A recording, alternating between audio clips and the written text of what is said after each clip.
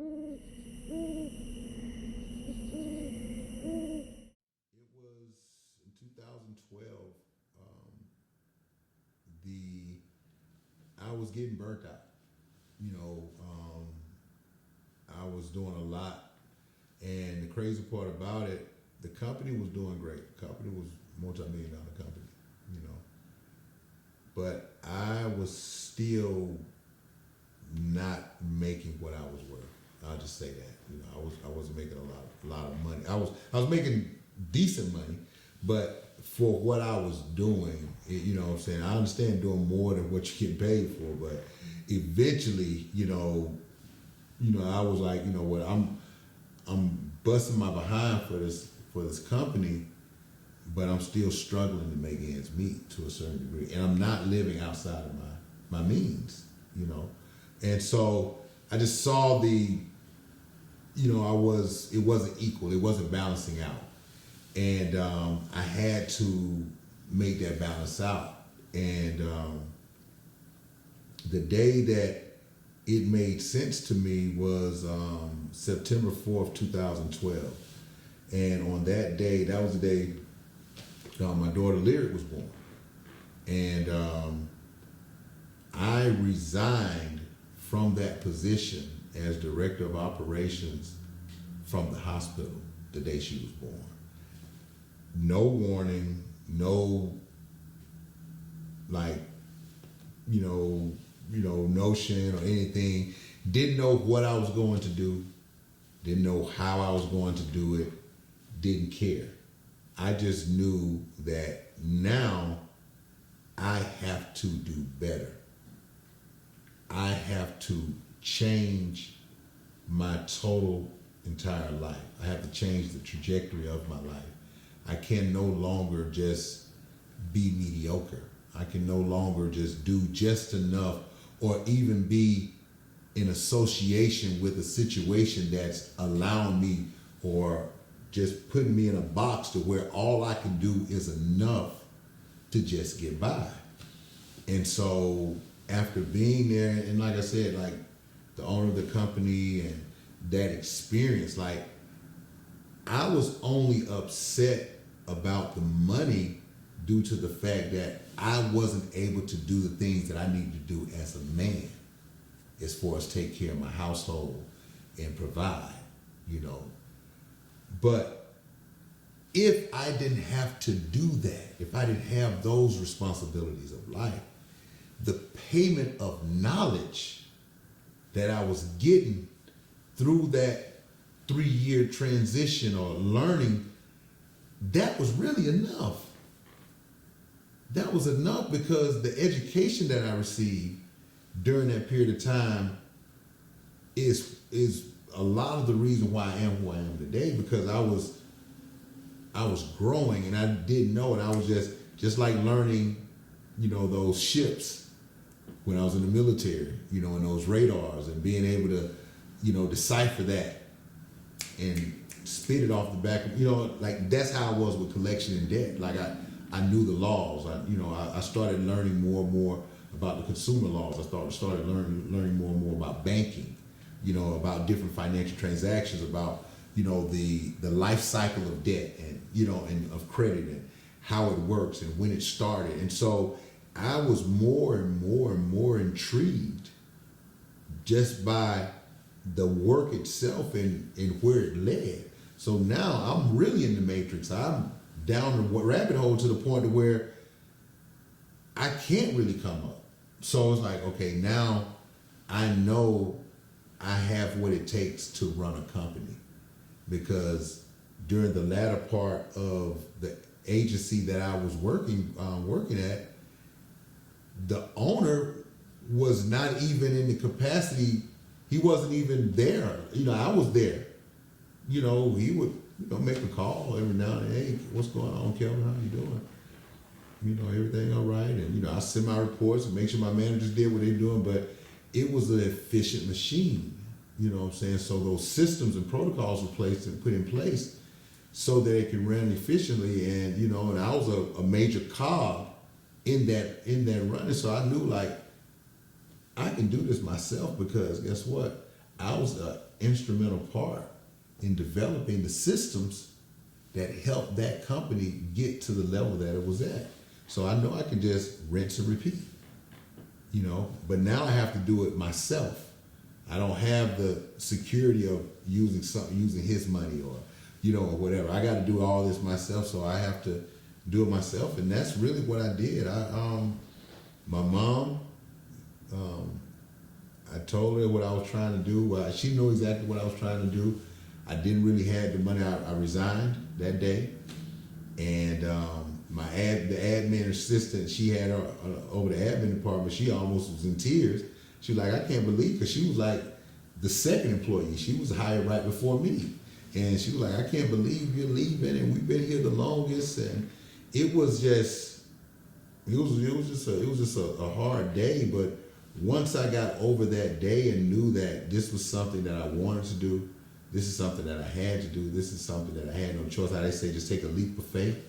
I don't recommend that to everybody, every entrepreneur, because everybody's situation is different. But for me, that's what I had to do, you know, to get to that next level, you know, and to go that extra yard, that extra mile, to be like, you know what, this is what my destiny is. This is my purpose, you know. So I started my business, and my mom bought me the computer. I got a refurbished Dell computer from Walmart, and with the money she had gave me, and in the little townhouse, the little foyer that sits at the top of the steps, that's where I had that little computer, and she gave me a little desk, and put the little desk right there. I got a little file cabinet and a little printer, and that's where Horizon Mediation started. You know, I was my first collector. You know, one of the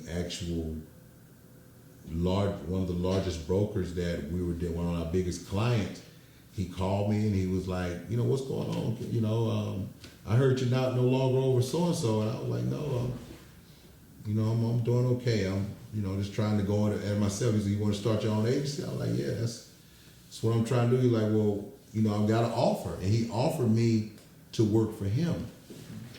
And, you know, it gave me some chance to think about it. It was pretty much the best offer I've ever heard of or ever had as far as a job offer. You know, 6 figures, and it would have really changed my life if I had accepted that offer. And, you know, he gave me a day to think about it, and I turned him down.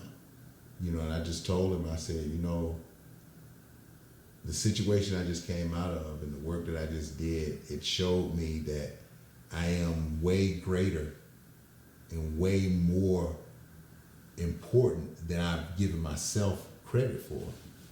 And I look back over the things that I've done and I've actually helped the company do, and I'm like, you know what?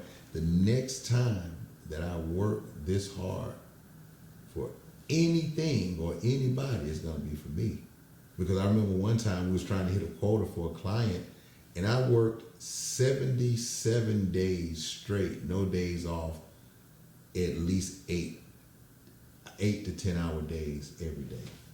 77, no days off. You know what I'm saying? And so if that's not dedication, you know what I'm saying? If I can do that for somebody else's company, Lord knows I can lose some sleep and do it for my own. And I turned him down and I told him that. And he like, well, what do you need? I just said, you know what, we have what we call debt receivables. I was like, you know, I just need a portfolio of debt. And I just need an opportunity. And he said, give me an opportunity. You know, he said, he gave me some debt, and I asked him, how much do I owe you back? And he said, you don't owe me nothing. He said, just go be great.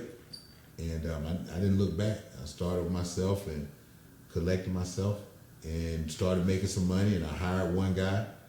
And my thing was, I didn't want an office. I wanted to take the collection industry and make it remote, because I used to get tired of having to disapprove or approve single mothers or fathers or people who got to go get their kids from school, and you know what I'm saying, they got different things, and you don't have no vacation time, or you don't have, you know what I'm saying, you don't have enough time, and you know, and telling people you can't go be an adult. You can't go do this because of the protocols of this company. So my thing was, okay, let's kind of take away some of the political part, you know what I'm saying, take the structure away from it and get people to working in a more comfortable environment, instead of having the situation where you got to micromanage everything, let's use technology to manage it and, just kind of see it from afar.